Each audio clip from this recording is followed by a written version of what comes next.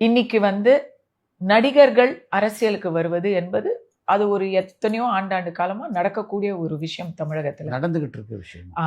ஆனா ஒரு நடிகர் எப்படி அரசியல் கத்துக்கணும், எப்படி அரசியல் செய்யணும் அப்படிங்கிறத விஜயகாந்த் அவர்களை தான் நான் சொல்லுவேன். என்டிஆர், எம்ஜிஆர் போன்ற பெரிய முன்னுதாரணங்கள் நமக்கு இருக்கிறாங்க. பட் அவங்க எல்லார விட தலைமை பண்பு, இதை நான் யாரையும் குறைச்சு சொல்றதுக்காக நான் சொல்லல. சின்ன வயசுல இருந்து அரசியல் செயல்பாட்டுல அவர் எப்பவுமே அவர் பாலிடிக்ஸ்ல இருந்திருக்கிறாரு. கலைஞரோட சேர்ந்து வளர்ந்தவர். நான் என் ஷூட்டிங் ஸ்பாட்ல இல்ல, சாப்பிட்றதுக்கே அவருக்கு இழுக்கணும் பிடிச்சி அவங்க உதவியாளர்கள் அவரை கட்டாயப்படுத்தி சாப்பிட வைப்பாங்க. ஏன்னா யாராச்சும் ஒருத்தர் வருவாங்க அங்க உதவி கேட்டுக்கிட்டு, இவரும் பண்ணிக்கிட்டே இருப்பாருங்க.